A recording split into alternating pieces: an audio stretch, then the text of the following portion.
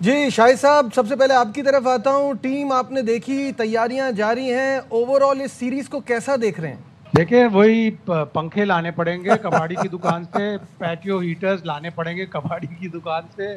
पिचों को इतना खुश्क करना पड़ेगा कि उस पर बैटिंग मुश्किल हो जाए, स्पिनर्स छाए रहें। जिस तरह हमने इंग्लैंड को 2 टेस्ट हराया था, हलीम डार साहब की जो तराकीब थी, और बहुत सारे लोग उसका क्रेडिट भी ले गए, लेकिन कोई भी क्रेडिट ले, लेकिन पाकिस्तान को ये सीरीज जीतना ज़रूरी है, इसलिए कि सामने वर्ल्ड टेस्ट चैंपियंस हैं जिन्होंने पिछली साइकिल की वर्ल्ड टेस्ट चैंपियनशिप जीती है।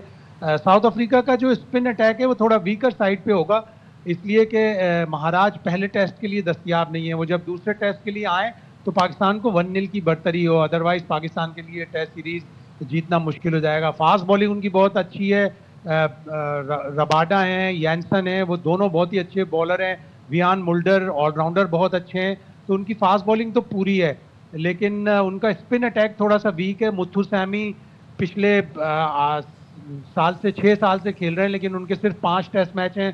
साइमन हार्मर जो आए हैं वो एसेक्स काउंटी के बहुत ही अच्छे कॉलपाक डील में खेल रहे थे, लेकिन वो साउथ अफ्रीका से पिछले 3-4 साल से कोई टेस्ट मैच नहीं खेले। 10 साल हो गए उनके डेब्यू को और उन्होंने टोटल 10 टेस्ट खेले हैं, तो उनका भी इतना एक्सपीरियंस टेस्ट क्रिकेट का नहीं है। ऑल्दो वो 800-900 उनकी फर्स्ट क्लास के करीब विकटें हैं, तो वो वाला एक्सपीरियंस उनका ज़्यादा है। तो स्पिन के जरिए मारे उन्हें, स्पिनर्स के जरिए हम हरा सकते हैं। ज़ाहिर है फास्ट बॉलिंग उनकी इतनी अच्छी है कि हम फास्ट बॉलिंग पिचेस पर नहीं जा सकते, बैटिंग भी विकेट पर भी नहीं जा सकते। हमारे पास स्पिनर्स अच्छे हैं, साजिद खान, नुमान, यही हमारे लिए बहुत कुछ कर देंगे। अगर आपने तीसरा स्पिनर खिलाना है तो आप अबरार को भी खिला सकते हैं। बाकी फैसल अकरम भी आपने स्क्वाड में रखा है, आसिफ आफरीदी भी रखा है जी। अब रिटायर होने से पहले अल्लाह करे उनको कुछ पाकिस्तान का कलर मिल जाए। रऊफ, जिस तरह का आधा दर्जन स्पिनर्स हमने रखे हैं, तो लगता तो यही है कि वही एक repeated formula again and again and again and again. Shahid भाई की बात ठीक है, हमारे पास इसके अलावा ऑप्शन भी क्या है, लेकिन मेरा हमेशा सवाल ये होता है कि जब फिर आप बाहर जाएंगे तो क्या करेंगे? जब आप ना आपके फास्ट बॉलर्स बन पाएंगे, ना आपके बैटर्स को फास्ट बॉलर्स खेलने की आदत होगी, तो हम इसी फॉर्मूला पे चलते रहेंगे। जब तक आपका बोर्ड वीक रहेगा और हमें अपनी कुर्सियों को मजबूत करना पड़ेगा और हमें अपनी जो जॉब्स हैं उनको सिक्योर करना पड़ेगा, तो उस वक्त तक फिर हमें इसी फार्मूले पे चलना पड़ेगा।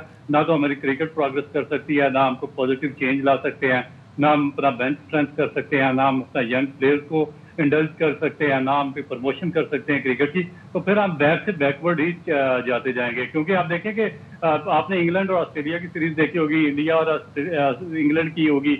ये जो टेस्ट चैंपियनशिप का फाइनल था साउथ अफ्रीका और ऑस्ट्रेलिया का, वो आपने देखा होगा। तो एक म्यारी क्रिकेट आपको नजर आती है। एक टेस्ट क्रिकेट का फन जो कि डाई डाउन हो रहा था, उसको पूरी दुनिया कोशिश कर रही है, उसकी दोबारा रिवाइवल के लिए कोशिश वो कर रहे हैं, मगर हम अपनी क्रिकेट को भी नीचे लेकर जा रहे हैं और इंटरनेशनल क्रिकेट में भी हम पार्टिसिपेट नहीं कर रहे टेस्ट क्रिकेट की रिवाइवल के लिए।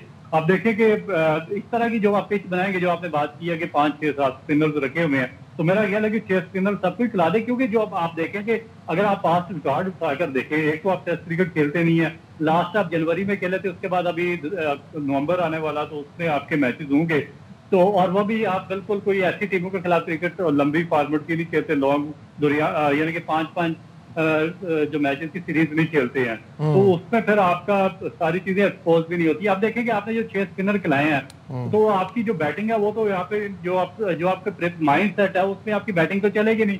अगर आप बाबर आजम को भी वापस लेकर आ जाते हैं, आपका कैप्टन शान मसूद भी है या बाकी भी प्लेयर्स हैं, पुरेरा को आपने निकाल दिया, तो ये जो आप पिच बनाएंगे उस पिच पर तो वो परफॉर्म कर ही नहीं सके। आपकी जो परफॉर्मेंस है वेस्ट इंडीज के खिलाफ 2 टेस्ट मैचेस में आपने देखी है, इन पिचेस पर कोई बैट्समैन परफॉर्म नहीं कर सका। अगर आपके नीचे कोई बैट्समैन जो टेल एंडर है वो कि 40-50 रन ऐड ना करते हैं, नुमान अली और साजिद खान, तो आप तो वेस्ट इंडीज से 2 टेस्ट मैचेस हार जाते।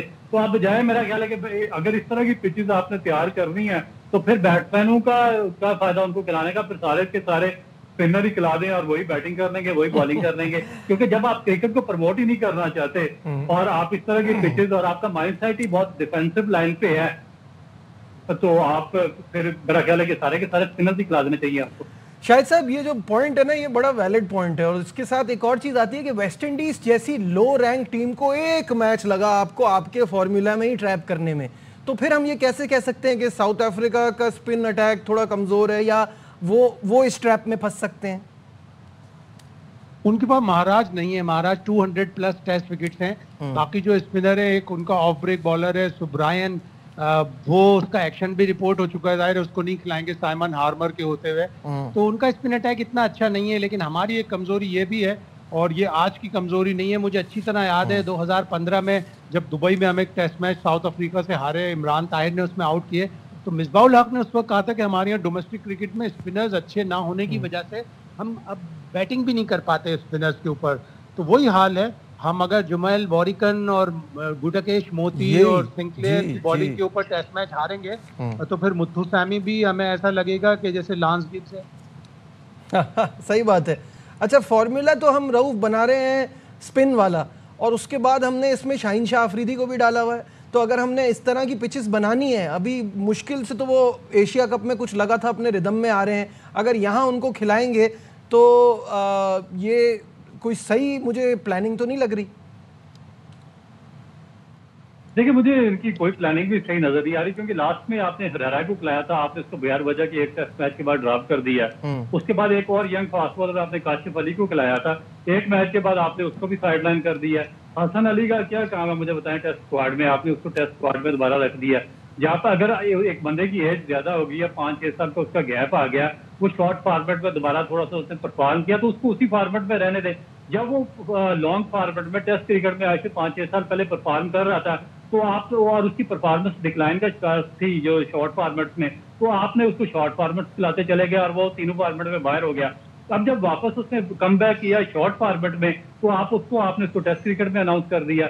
इसी तरह आप आसिफ अफरीदी को देख लें कि आपके पास ऑलरेडी एक वेटरन है 39 साल का नुमान अली खेर है, तो आपने इसको भी दोबारा टीम में लेकर आ गया। तो इसका मतलब कि आपकी जो प्रिपरेशन है या डेवलपमेंट प्लान है, या जो आप बहुत ज्यादा शोर करते हैं कि हम यंगस्टर्स को लेकर आ रहे हैं, यंगस्टर्स को तैयार कर रहे हैं, हम अंडर 19 क्रिकेट को प्रमोट कर रहे हैं, हम ए टीम के क्रिकेट को प्रमोट कर रहे हैं, तो किधर है मेहरान मुमताज और ये बाकी सारे अंडर 19 के बॉलर्स या पाकिस्तान ए टीम के बॉलर्स? आपने उनको क्यों चांस नहीं दिया? इसका मतलब कि आपकी प्रिपरेशन नहीं है। फिर जो आपकी फर्स्ट क्लास है वो आप अभी फर्स्ट क्लास हुई ही नहीं है। ये जो आपने परफॉर्मेंस से बेस सिलेक्शन की है, ये तो ग्रेड 2 से सिलेक्शन की है, क्योंकि ये पहले ग्रेड 2 हुई है। इसमें जो परफॉर्म करेगी टीम वो टॉप 8 टीम में फर्स्ट क्लास खेलेंगे। तो आपने ग्रेड 2 की परफॉर्मेंस पे आपने उठाकर प्लेयर पाकिस्तान टीम में डाल दिए हैं, तो और फिर आप इनकी सिलेक्शन को जस्टिफाई करते फिरेंगे, तो मेरा ख्याल है कि अजीबोगरीब खिचड़ी पकी हुई है यहाँ पे। बिल्कुल ऐसा ही है। शाहिद साहब, इसी बात की तरफ आता हूँ। अभी जैसे शाहीन का कहा कि इंग्लैंड के खिलाफ वो आखिरी बार खेले थे, उसके बाद हमने पूरी स्ट्रैटेजी बदल दी, हम एक फास्ट बॉलर के साथ जाने लगे, हमने फुल रैंक टर्नर बनाई, गेम प्लान ही पूरा चेंज कर दिया। हसन अली जो है वो लास्ट मेरा ख्याल है, if I am not wrong, Australia के खिलाफ खेले थे, उसके बाद से वो टेस्ट मैच क्या वो कोई फर्स्ट क्लास मैच भी नहीं खेले। तो फिर ये इनको वापस लाना इस फॉर्मेट में और अभी इस तरह की पिचेस में, डज इट मेक सेंस? कमाल ही की सिलेक्शन होती है। एक तो अल्लाह के वास्ते इन तमाम सेलेक्टर्स की दरख्वास्त है कि कोई भी डाटा वाला कोई बंदा होता है, पीसीबी में इतने स्टैटिशियन है, किसी से ये ले लिया करें कि भाई पिछली टीम क्या थी, हमारा पिछला स्क्वाड क्या था, वो पिछला स्क्वाड सामने रख लें।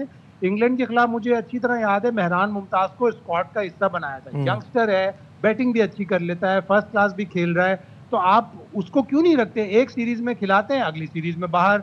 इसी तरह साउथ अफ्रीका आप लेके गए, मीर हमजा को भी लेके गए, मोहम्मद अब्बास को भी लेके गए ना। मीर हमजा आपका टेस्ट का रेड बॉल का स्पेशलिस्ट है, इसी तरह रेड बॉल का आपका स्पेशलिस्ट मोहम्मद अब्बास है। आप बाहर से दूसरा बॉलर ले आते हैं, हसन अली आपका वाइट बॉल क्रिकेट का हिस्सा है, वाइट बॉल क्रिकेट खेल रहा है। अब तो पूरी दुनिया रेड बॉल और वाइट बॉल के अलग अलग प्लेयर कर रही है। इंग्लैंड में इतनी अच्छी बॉलिंग की सिराज ने, आज भी उसने 4 विकेटें ली, लेकिन उसे व्हाइट बॉल में नहीं लाते। वो एक बुमराह ही है ऐसा जो रेड और व्हाइट बॉल का उनका खेलता है, और वो जिस तरह वेस्ट इंडीज को ट्रीट कर रहे हैं, उनका अपना फॉर्मूला है।